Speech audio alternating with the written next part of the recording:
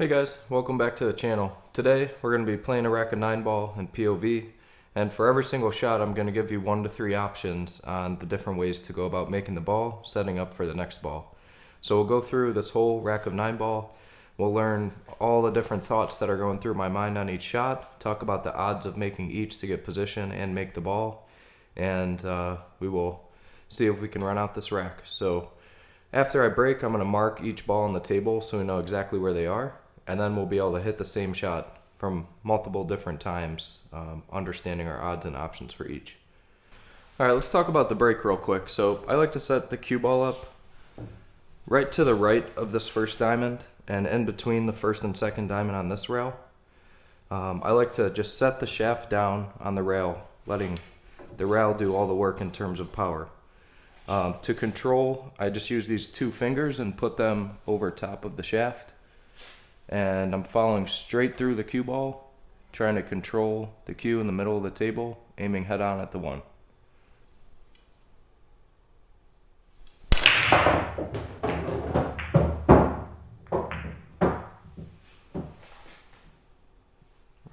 So just looking at this rack, I don't see too many problem balls. We do have a shot on the 1 ball, the 2, the 3 ball does go past that 9. So I think this is the rack that we'll go with for the analysis. So let me get these balls marked really quick and then we'll start with the 1 ball. Our first shot here we have is the 1. So I really only see 2 options here in order to come back getting shape on the 2. It's okay if we're about straight in on this 2 ball because our next shot after that is setting up for the 3. So as long as we're kind of in this general area, we should be okay. The shot I would likely play here is to just draw that 1 ball straight back, just hitting low on the cue. The only other option I could see is if we played it with inside right spin and top spin, so that when it hits the 1, it comes off this rail back into here, setting us up in the same area. So I'll go through both of those. We'll start with the draw shot, then we'll do the top spin, and we'll get on that 2 ball.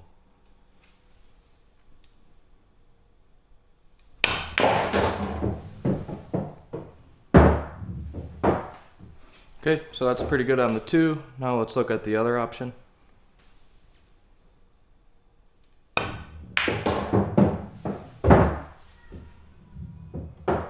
Okay, also good on the 2 there. Alright, so now looking at this 2 ball, I see 2 more options. One's a little bit easier than the other.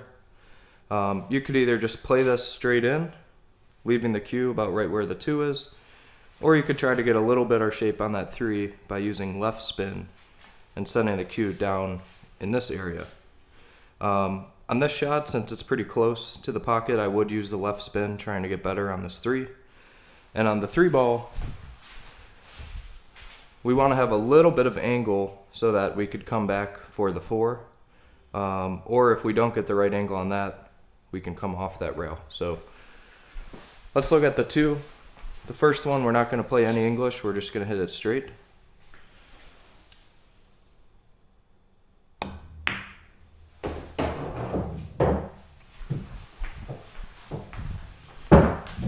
Okay, so that gave us a shot on the 3, really the least risky option, but now let's take a look if we put a little bit more English on it to try to get closer to that 3 ball, making it easier for us to make it. This one I'm going to be using left English.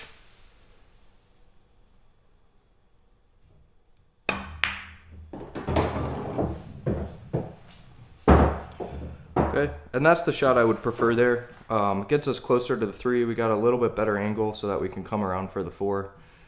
So in that case, I would play a little bit of left spin to try to get closer to that 3 ball. So we got our shape on the 3. 2 options I see here. We could either play this with right hand spin to come off that end rail over inside for the 4. That leaves us in the corner, and if we come up a little bit short, we always have the 4 ball on the side, which should not be an issue to get on the 5. The second one I see here, which is a little more difficult, is to play this with inside or left spin, so that when the cue hits that end rail, it just comes straight back up, giving us the 4 in that corner.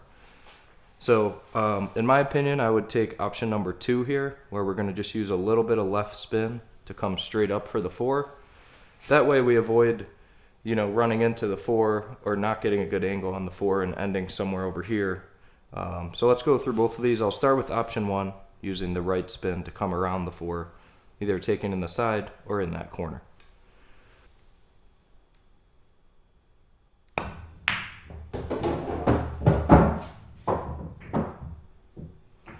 Okay, so we did get on the 4, not really where we want to be. This leaves us a pretty tough shot. So again, I think the better option is definitely going to be option 2. Let's shoot that shot and see how it ends up.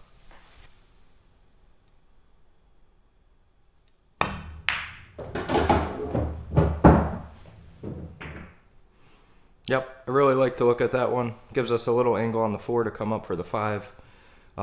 You avoid running into any of the balls, and in my opinion, the least amount you have to work the cue ball, the better.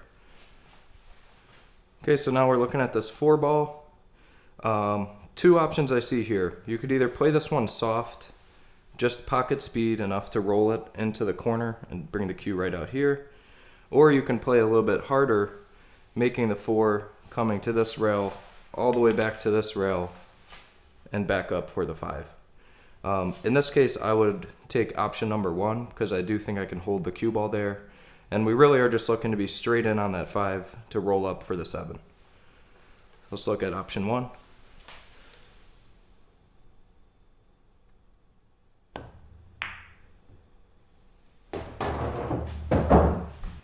Alright, now let's look at option 2. That'll be coming 2 rails, setting up for the 5 in the corner. You want to be careful here that you don't put any right spin because you do have a chance to scratch here. So we're just going to be playing this one center ball, maybe a touch of right spin to bring the cue back and forth for the 5.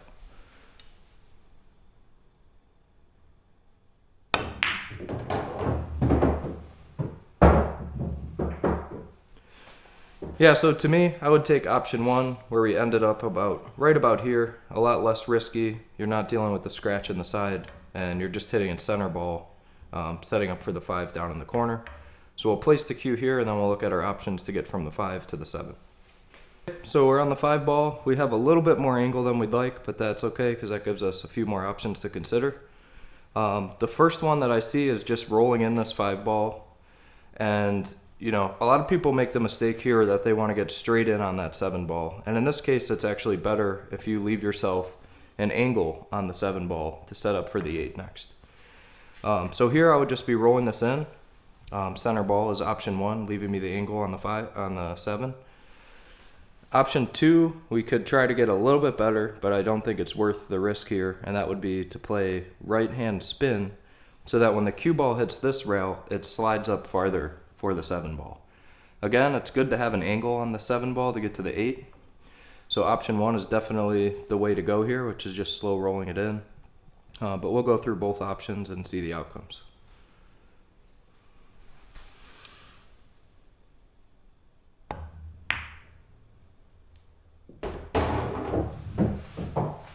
Okay, don't mind my little sticky tack. So yeah, that gives us a good angle to get on the 7, but again, this is not that easy of a shot, so that's why I think option 2 of playing the spin is also another option if you're comfortable with a shot like that. So let's try that and see our position. Okay, got the ball set up how they were. We're going to use a little bit of right English on this one.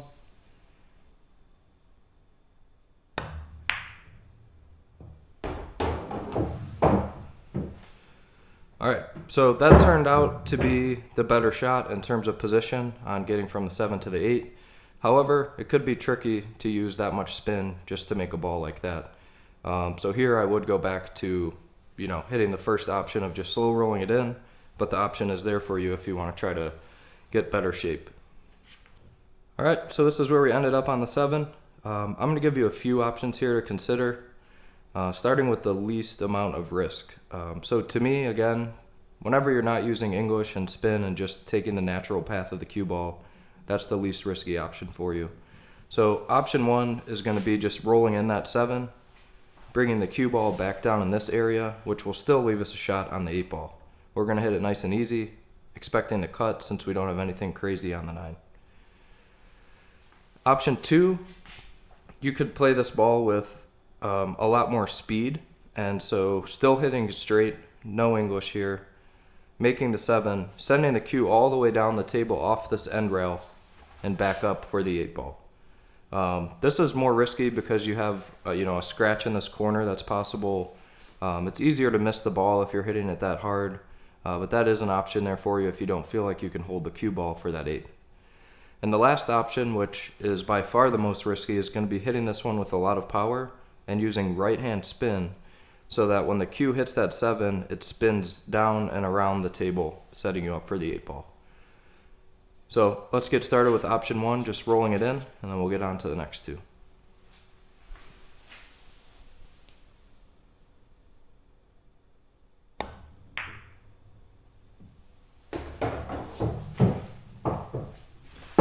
Okay, so we got the cue ball down here, gives us a shot. I actually didn't like that just hitting it straight, so I'm going to hit that option 1 again, but this time use a little bit of left spin so that the cue ball is over here instead of over here. Left spin.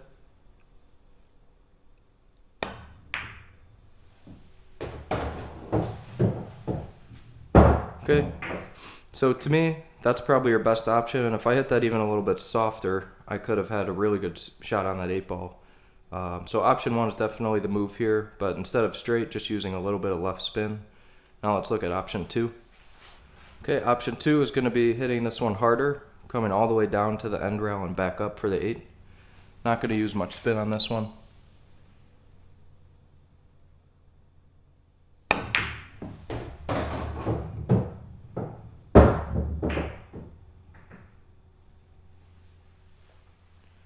Okay, so we did get better shape on that one. It's a lot easier to make that 8 and come down for the 9.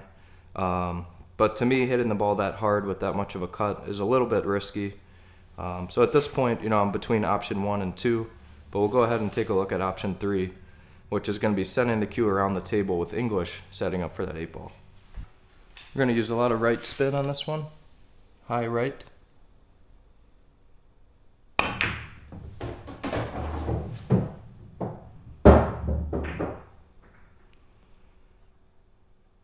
Alright, so we got shape on the 8. That shot was super risky, by far the most difficult. I definitely wouldn't go with that option, but just wanted to show you it was there. So to me, I would take the first shot that we took, which is hitting the 7 ball with a little bit of left spin, trying to set up around this area, which we did, and giving you the angle to make that 8 and come down for the 9. Alright, so we were right about here from option 1. Here I think you do have a couple of options. Definitely the first one being just roll it in. You don't have to get too good on this 9. It's close to the corner pocket. So if the cue ball is really anywhere in the center of the table, you should be fine to make that 9 ball. If you wanted to get really perfect on it, I would use a little bit of right spin to come down more straight. And if you don't feel like you can hold that cue ball and you're going to come too far, this is the only area we don't want to be, because then we're kind of in jail and have to either bank that 9 or play it safe. So if you don't think you can hold that cue ball, you also have the option, again, to hit it hard coming off this end rail and back up for the 9. So let's start with option 1, which is going to be just rolling it in, trying to get the cue in the center of the table.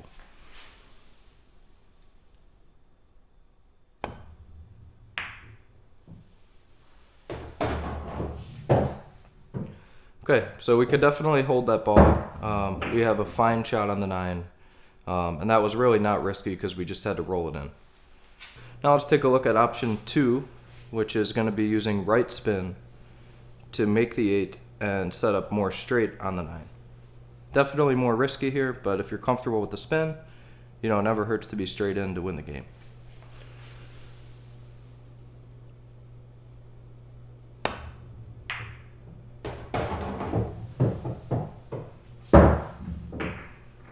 Okay, that got us a little bit of an easier shot on the 9. We were up in here, we're a little bit closer, but that shot is definitely too risky to try to do it if you have that first option available to you. Now option 3, we're going to be hitting this ball hard, coming all the way down off the end rail and back up for the 9. This one, you got to be careful, because whenever you're hitting the ball hard and coming down here, if your English is not spot on, there's a chance that you could scratch in this corner. So I definitely wouldn't take this option. I would prefer to just hold it how we did. But I'll show you what this shot would look like if you wanted to give this one a try.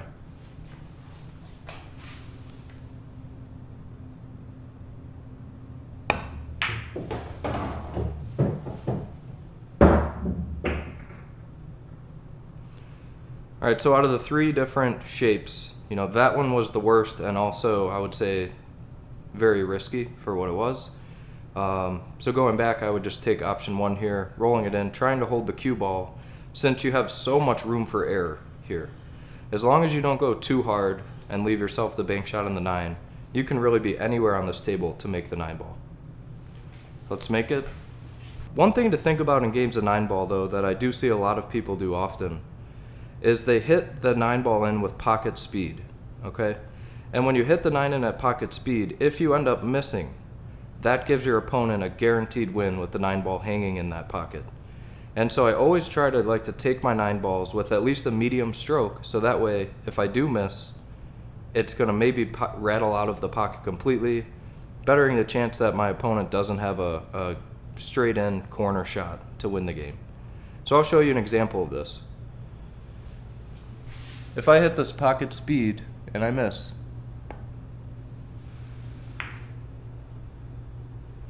you see that the opponent guaranteed wins the game. Now I'm going to hit the shot with a medium speed and miss, and show you what the outcome of that is.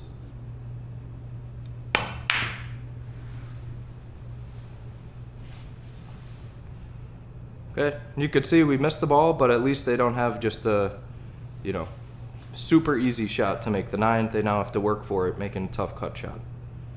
So the option here, whenever I'm on a 9 ball, I use at least medium speed, just trying to make it, but I wanted to give you those 2 options as I see that come up in 9 ball a lot, where someone runs the whole rack and then they hang the 9 ball and hit it pocket speed and they end up losing the game. So thanks for tuning in. If you like this video, like and subscribe, and I'll see you for the next episode.